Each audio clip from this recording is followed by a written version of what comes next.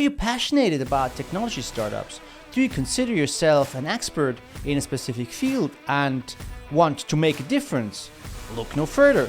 Join me in my upcoming YouTube video where I will be sharing my insights from years of working with nearly 200 startups and mentoring and coaching over 10 startups one-on-one.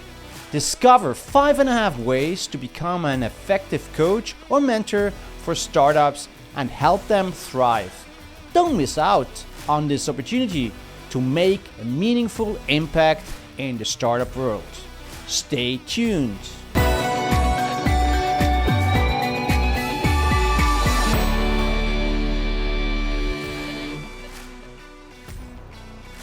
Welcome to Connecting the Dots, where I bridge the gap between banking, business, and IT while sharing my 3 decades of financial sector experience and nearly 10 years of working with startups.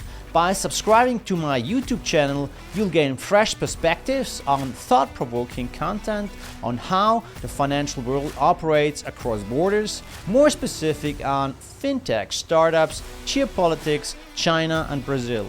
Please subscribe, like, and comment. That being said, I'd like to welcome you to today's video where I will be discussing 5.5 ways how you can help startups as a coach or mentor.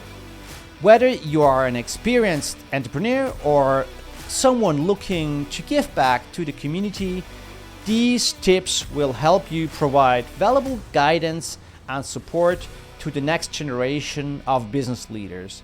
So sit back, take some notes, and let's dive in.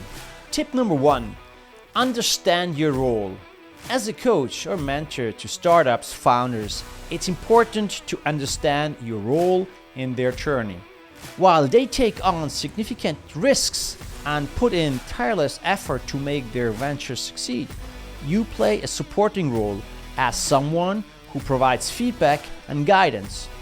However, it's crucial to recognize that your suggestions may not always be followed, and that's okay. It's their startup, not yours.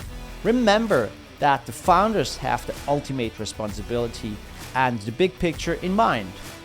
It's important to be mindful that startups have limited resources and competing priorities, so not every task or suggestion can take priority. Tip number 2, clear expectation management. When taking on the role of a mentor or coach for a startup, it's important to understand your responsibilities. Start by asking the startup what they expect from you. This will give you a clear idea of what you can do to help them succeed and where you can provide support. Once you understand their expectations, explain what you can offer, what you are willing to offer, and what your strengths are.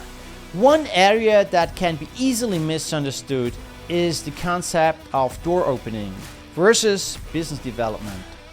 While it's true that startups need to meet people and pitch and sell their product, this is typically the responsibility of the business development team. Door opening, on the other hand, is about leveraging your personal contacts who may be interested in the startup's product or activities and could give valuable feedback. It's important to be clear with the startup about what you expect in order to open doors for them. You'll be connecting them with your contacts, which took time and effort to build it up. The startup needs to be prepared and of certain quality in order to be introduced to your contacts. Make sure they understand the prerequisites so that you can effectively connect them with your contacts.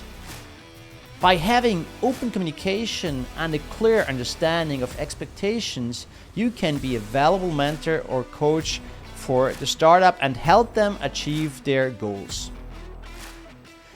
Tip number 3, focus on the startup needs, not on your preferences.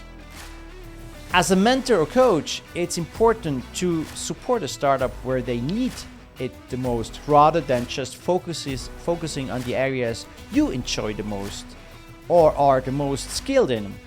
You will have expertise in several areas.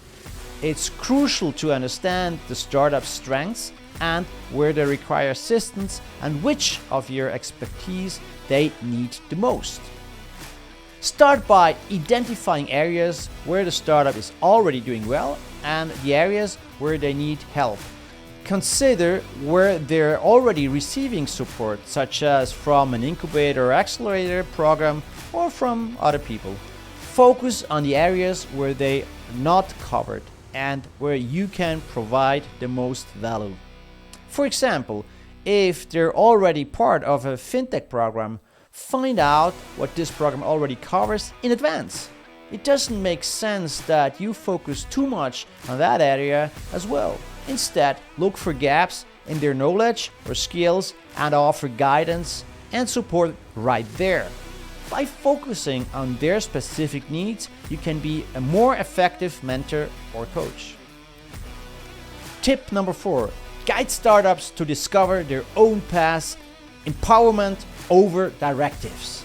Instead of telling a startup what to do, it's better to help them find their own path.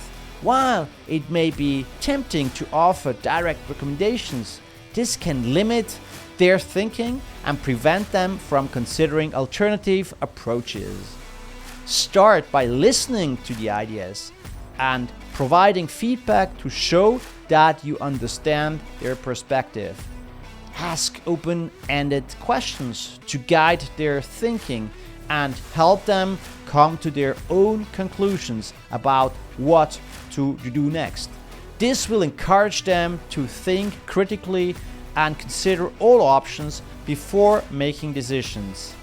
Keep in mind that startups are often exploring new areas, so it's essential to approach each situation with an open mind and encourage them to think creatively.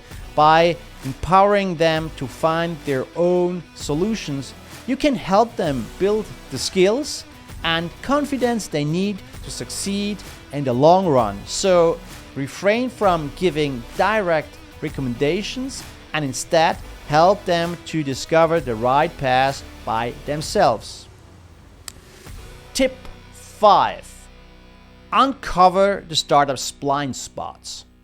When mentoring or coaching a startup, it's crucial to not only support them in the areas they identify, but also help them find their blind spots. The areas where they're struggling and may not even know it. While, for instance, startups may have a primary goal of securing funding, it's important to recognize that without a solid strategy, mission, and vision, their investor pitch won't be convincing. In this case, this is where a mentor or coach can step in and help startups focus on their core values, understand their why, and develop a compelling pitch. To identify blind spots, mentors and coaches should listen to the startup, ask questions, and observe their actions. By doing so, they can guide the startup in discovering areas they may not have considered. For example, a startup may be so focused on their product that they neglect the importance of the problem-solution fit, branding, or the marketing. By recognizing these blind spots and offering guidance in these areas, a mentor or coach can help the startup succeed in the long term. However, it's important to avoid simply telling the startups what to do. Instead, the mentor or coach should ask questions to guide the startup in finding their own solutions. By doing so, the startup is empowered to take ownership of their decisions and is more likely to succeed in the long run.